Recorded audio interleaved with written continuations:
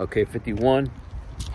And this spake he not of himself, but being high priest that year, he prophesied that Jesus should die for that nation. Wow, he's taking his prophecy. He's speaking of like the oracles of, he's the prophet, like Moses the prophet. He's prophesying that Jesus should die for the nation. Oh my goodness. Greater damnation. I'm thinking of this guy. In verse 52. And not for that nation only, but that also he should gather together in one the children of God that were scattered abroad. So he's coming up with what a plan. We're gonna save the whole nation by killing this guy. We're gonna bring everyone together. Wow. What a theory you come up with. We know your father's the devil, right? And 53. From that day forth they took counsel together for to put him to death. So basically they got their little city council meeting, and they said, yep, that's it, that's a good plan. Let's get that in writing. That's what we're gonna go by. In verse 54, Jesus therefore walked no more openly among the Jews, but went thence unto a country near to the wilderness, into a city called Ephraim, and there continued with his disciples.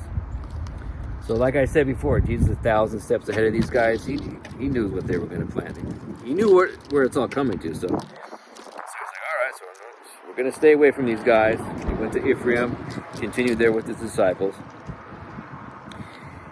In 55, and the Jews' Passover was nigh at hand, and many went out of the country up to Jerusalem before the Passover to purify themselves.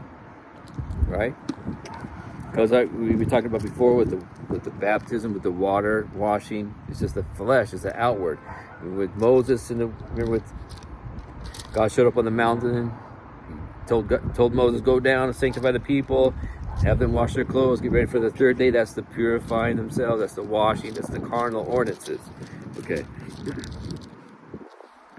All right, so in 56, then sought they for Jesus, and spake among themselves as they stood in the temple, what think ye, that he will not come to the feast?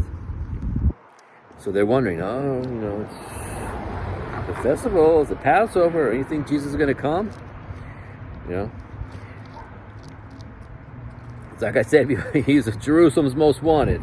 So you're going to say, is the guy going to show up? In 57, now both the chief priests and the Pharisees had given a commandment that if any man knew where he were, he should show it, that they might take him. So Jesus is one step, well, I keep saying one, no, he's 1,000 steps ahead of these guys.